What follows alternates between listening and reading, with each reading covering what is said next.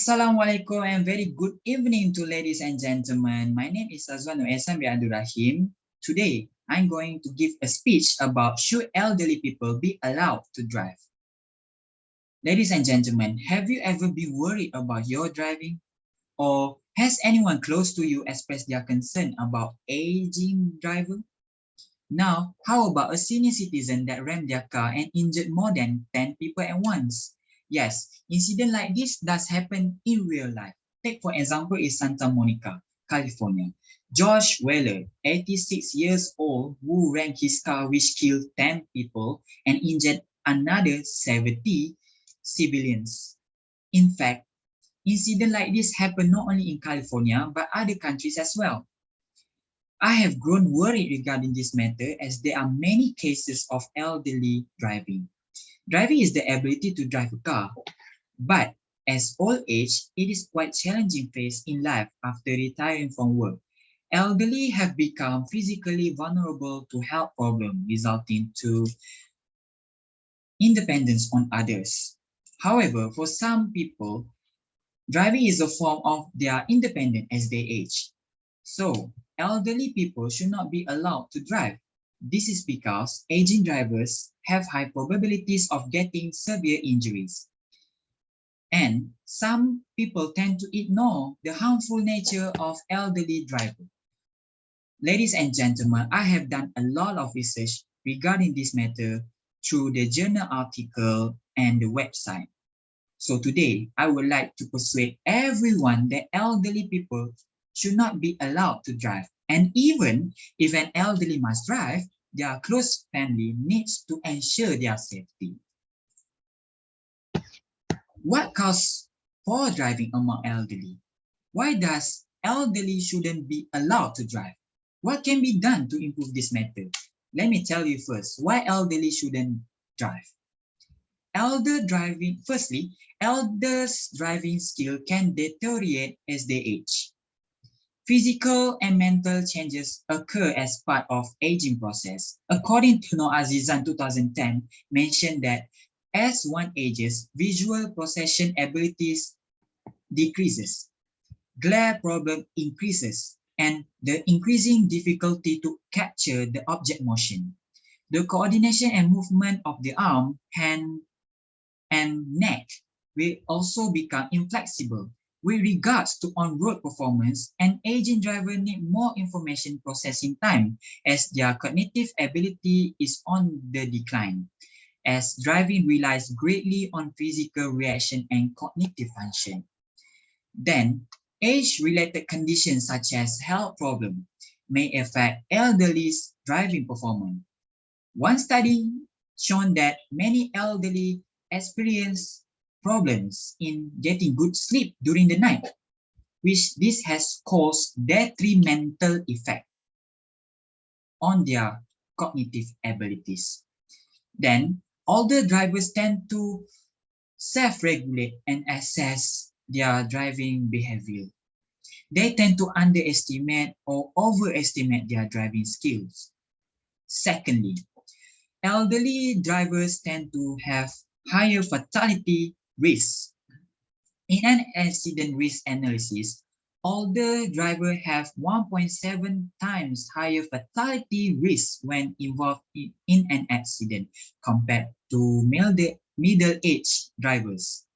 In another study, Noor Ekhsan 2009 showed that elderly drivers lack confidence in driving at night, as well as making turns at intersection with no traffic light. This shows how elderly are prone to get severe injuries and high possibility that elderly might get injured. In fact, older drivers do not have higher risk of accident compared to younger drivers, but older drivers have higher probability of fatality and hospitalizations when they are involved in accident. This is because there is elderly that are more fragile than younger drivers. Thirdly, increasing elderly population and lack of license renewal for elderly. Population aging is becoming global issues as it expand from developed countries to developing countries. Between 1919 and 2020, the population of Malaysia is expected to increase from 80.4 million to 33.3 million, an increase of 80%. As a result of the increasing numbers of older persons in society, the number of older drivers is increasing as well. Then, lack of license renewal laws for elderly drivers. Some countries require renewal of driving license at certain age, others do not. Even though there is no such law that prohibit a person from driving, but everyone wouldn't want to constantly be worried about their loved one being on the road as one of the vulnerable groups. Ladies and gentlemen, now that we know the problem on elderly driving, so what's the solution? What can be done to improve this matter? Firstly, there are few ways to make a difference in elderly driving. First, enforce the idea to retest elderly driver. We can support legislation and have a stricter testing on elderly driver that is 70 years old and above. Second, create an elderly friendly transportation. The aging process may have significant consequences for mobility. Then, public transport plays a crucial role in elderly lifestyle, even when they don't drive anymore. Third, communicate and state their indication. Family members may talk for elderly regarding their concern about their driving. Then, remind elderly about their clear sign to give up driving, such as their health conditions. For example, misjudgment of distance, sudden braking, and confusion, as well as impairing ability to manage the gas and brake pedal. Ladies and gentlemen, what might happen if elderly continues driving even when there is a clear sign they shouldn't?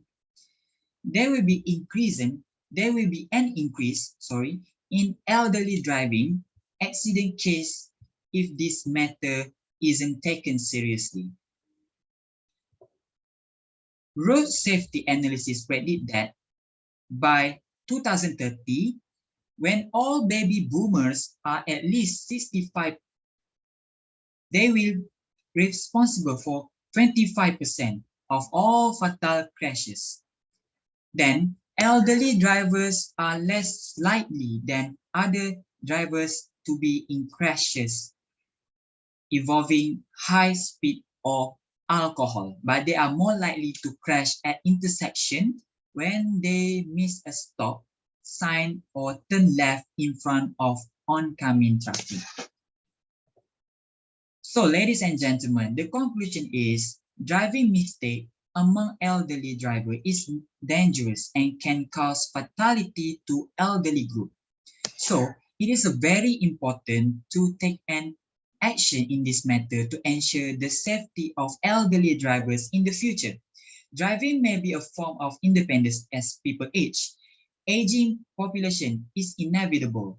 Aged population has its own unique problems and service demands. Then there will come a time when people will have to reconsider their driving skill. Everyone will eventually age and require services for aged people at some point. So, elderly drivers, especially the most vulnerable to fatality, should make use of public services even if they decided not to drive anymore. Thank you for your great attention.